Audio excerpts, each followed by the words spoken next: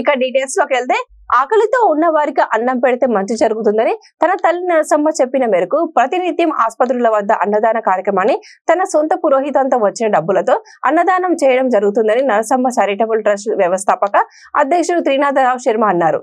సికింద్రాబాద్ గాంధీ ఆసుపత్రి వద్ద ఆయన అన్నదాన కార్యక్రమం నిర్వహించారు. ఈ సందర్భంగా వారు మాట్లాడుతూ 2019 నుండి కరోనా సమయం నుండి గాంధీ ఆసుపత్రి వద్ద ఉచిత వైద్యం, బ్లడ్ డొనేషన్, వస్త్రదానం, ఉచిత దహన సంస్కారం లాంటి ఎన్నో కార్యక్రమాలు చేపట్టడం జరిగిందన్నారు.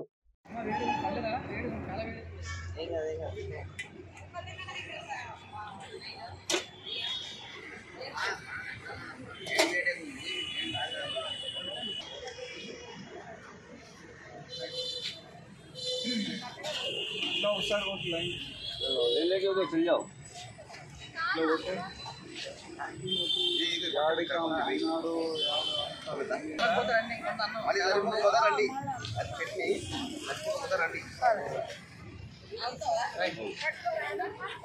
हेलो भाई सामने आप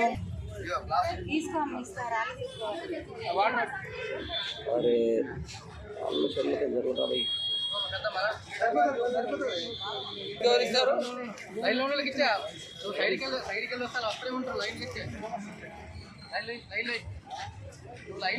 అందరికీ నమస్కారం అండి. మేము నరసమ్మ చారిటబుల్ ట్రస్ట్ తరపున నేను చైర్మన్, నా పేరు త్రినాథ శర్మ. మేము ప్రతిరోజు కూడా మన గాంధీ హాస్పిటల్ దగ్గర, నీలోపర్ హాస్పిటల్ దగ్గర, బసవతారగ్రామ హాస్పిటల్ దగ్గర చాలా సేవా కార్యక్రమాలు, నిత్యం అన్నదాన కార్యక్రమం ప్రతి ఒక్కరికి చేస్తున్నాము. అలాగే నేను పురోహితం చేసుకుంటూ వచ్చిన డబ్బులతోనే అందరికీ సేవా కార్యక్రమాలు చేస్తున్నాను.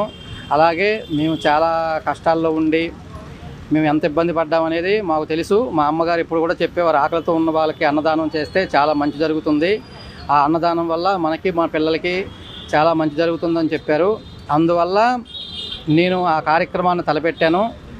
అలాగే కరోనా సమయంలో కానివ్వండి, మన గాంధీ హాస్పిటల్ సమయంలో కానివ్వండి, ఎప్పుడైనా కానివ్వండి, ప్రతిరోజు కూడా ప్రతి ఒక్కరికి పేదలకు అన్నదాన కార్యక్రమాలు, అలాగే ఉచిత వస్త్రదానం, ఉచిత వైద్యం, చాలామంది గాంధీ హాస్పిటల్ దగ్గర వైద్యం చేయించాము, బ్లడ్ డొనేషన్ చేయించాము, అలాగే వస్త్రదానం, అన్ని అనాథ శవదహన సంస్కారాలు, అలాగే ప్రతి ఒక్క కార్యక్రమం కూడా ఉచిత పేద పిల్లలకు, ఆర్ఫన్ పీపుల్కు ఉచిత విద్యాదానం, వస్త్రదానం, అలాగే పుస్తకాలు, ప్రతి ఒక్కరికి కూడా నాకు చేతనైనంతట్లో ఏం వీలు పెడితే అది సహాయం అందరికీ చేస్తూ ఉన్నాము.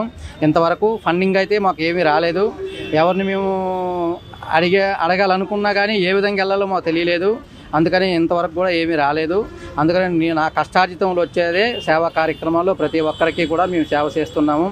అందుకని అందరూ కూడా ఈ కార్యక్రమానికి కొంచెం అందరూ చెయ్య కలిస్తే మనకి శబ్దం వస్తుంది. కాబట్టి అందరూ కూడా కొంచెం కలిసి ముందుకు రావాలని అందరినీ ప్రార్థిస్తున్నాను. అలాగే ఈ సేవా సంస్థలో కొన్ని వందల మంది ప్రతిరోజు, మీరు ఇప్పుడు చూస్తున్నారు కదా, కొన్ని వందల మంది కూడా ప్రతిరోజు భోజనం